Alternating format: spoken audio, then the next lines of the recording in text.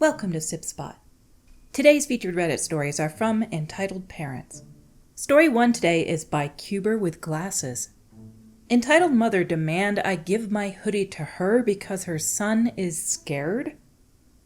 So I'm a teenager from Australia and so far, life's been going well. I usually help my dad with his business and I get paid for it. With that money, I decided to buy a hoodie related to my favorite show, Murder Drones. It took a week to arrive and I absolutely loved it. I don't wear it out much, but it's definitely my favorite hoodie. Anyway, a few days ago, I was at a shopping center with my mom and sister. My mom and sister went off to do some shopping while I stayed behind to grab food for them. This is where the story starts. Now, since people often refer to entitled parents as EPs, I'll call her that, 'cause why not? Lol.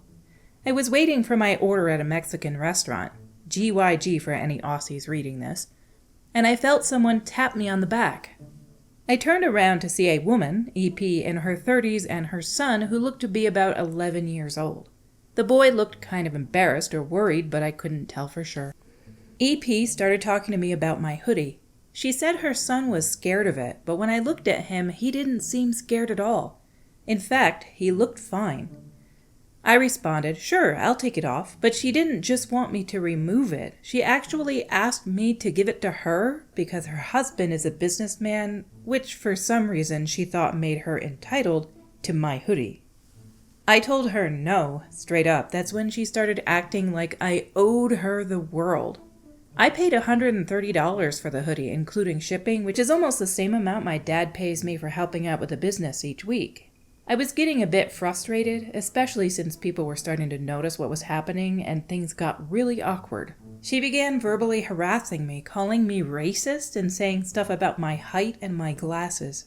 She even tried to physically grab my hair while I was getting my food. That's when I really started to lose it. I don't like being rude to strangers. I try to stay humble and respectful, but this woman made me really uncomfortable. Instead of calmly telling her to stop, I made the mistake of calling her a R-slur, which I regret. That set her off even more and she started trying to grab my hoodie. At this point, security had to get involved. Moral of the story, just because your husband owns something doesn't mean you're automatically entitled to everything. Anyway, I'm fine now and I talked to my parents about the whole situation. I expected it to be chaotic, but no, just some boring argument where some lady starts whining over a hoodie. Side note, I think she might have been kicked out of the shopping center. Turns out her son actually said my hoodie looked cool, and instead of asking me where I got it, she just tried to grab it. People like this exist in the world. My son likes your hoodie. She looks up the hoodie on the internet and finds it's quite expensive, so she just tries to take it from somebody else. It's crazy that people like that exist in the world, but they do. There's so many stories of it happening online.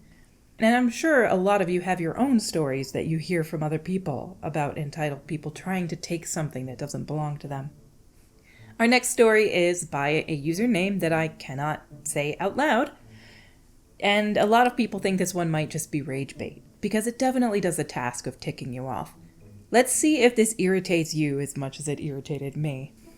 Karen demands we pay for the iPad her child broke. I work at a bowling alley and today we had a large tournament, roughly 6 people on all 40 lanes. At the start of the day it was nice and quiet until about 2 to 3 hours in, the kid who was maybe between 10 and 12 that was sitting directly in front of the front counter, his iPad ran out of battery. The kid lost it at this point, practically screaming at his mother to charge it or to play on her phone. She clearly didn't care. She basically told him to sit down and shut up. The kid only did half that. He started walking around the counter. Then he noticed the iPad we have behind the counter to keep track of the reservations and parties, etc. His face lit up like it was Christmas morning. As I always do when kids run behind the counter, I stop them and say, "Whoa, little buddy, can't be back here." The kid then looked up at me, pointed to the iPad and said, "But I want it." "Sorry, little dude, but that's our important iPad. I can't let you have it." The kid said, "Oh," and walked away. Me, thinking that was the end of it, went back to tending to lane calls, score corrections, and all the usual stuff that happens when a tournament is going on. Then about maybe 5 minutes later, I see out of the corner of my eye the kid sneaking around the side of the counter and reaching out to the iPad. Once again, I told him he can't have it, this time with a bit more strict tone, to tell him I'm serious. With me still looking at him, he reached out more and more until he grabbed it and ran. Luckily, he didn't get far as he tripped over one of the many bags strewn across the floor from the bowlers. However, unfortunately, he landed on the tiled-off eating area, smashing the tablet on the ground. Naturally, the kid started bawling. I rushed over, grabbed the iPad off the ground, only for some of the glass to fall out. The mother was none too pleased at this. She looked beet red as she hurried over and shouted, "How could you hurt my little pumpkin?"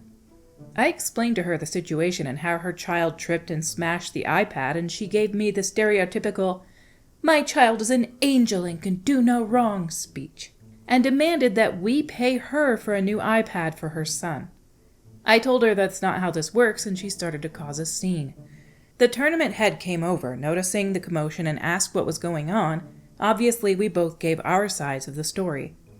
He then said that since the damage happened during his tournament, he would reimburse us for the damaged iPad, but the mother, son, and her bowler were all kicked out and the bowler disqualified. Honestly, I feel bad for the bowler. He was doing pretty good in the tournament, but thanks to a crappy parent, it was all null and void. I talked with the official later, and he said that she's been a problem at other places for similar issues, as well as being too rowdy and not watching her kid. Apparently, she was warned at their last tournament that if it happened again, her son would be disqualified from the tournament. I feel bad for him, but oh well. The kid broke the iPad that belonged to the bowling alley, and the mother pays so little attention that she's not aware that that was what was broken, not her own personal iPad. Yes, a lot of them do look alike, so maybe she just thought it was hers, but still. If your child is intruding upon property and somebody at the workplace has to chase them out, you don't immediately side with your child. Not if you're a good parent. You listen to what happened, you realize the iPad that broke wasn't even yours, and then you apologize and you pay for the iPad that your kid broke. It makes me wonder what she was doing that was so important that she was not paying attention to her kid at all, who obviously has had issues with the same place in the past. Our next story is by Bubbly Bee Charm. She's like your sister, but apparently only I should house, feed, and babysit her. I moved out of my parents' house over a year ago and have been working hard to build some peace in my own space. It hasn't been easy, but I'm proud of what I managed to do for myself. Out of nowhere, my parents recently started pushing me to let my cousin move in with me. Now, here's the kicker. They know she struggles with serious addictive behavior, and I've already made it clear in the past that I don't feel safe or capable of managing that under my roof. But suddenly, it's like, you guys are like sisters, and she just needs a place to reset. Funny how that sisterly love didn't apply when they were asked to take her in. They refused. But somehow, I'm expected to let her live in my apartment, pay all the bills, manage her habits, and still maintain my sanity?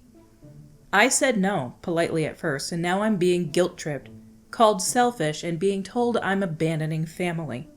I'm honestly so tired of being treated like the backup parent while they get to wash their hands of everything. I worked hard for this peace, and I'm not going to burn it down out of guilt. Anyone else dealt with something like this? How do you hold your ground when it feels like your own family just doesn't respect your, quote, no, quote? You said all you needed to say. You're not abandoning family. She has addictive behavior. She can't be trusted under your roof. She's not living with you. You've said no. They've said no in the past. Tough luck if they don't like it. What are they going to do about it? Not pay your bills? You're already paying for your own bills. You don't have to be in contact with these people at all.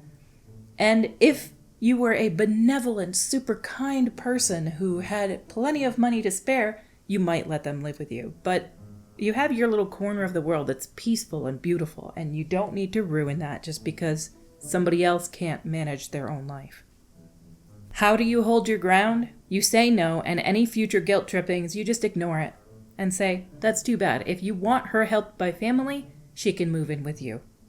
You've said all you needed to say. It's your home. You pay the bills. You get to decide who lives there or who doesn't live there. I'm going to keep my peace at any cost.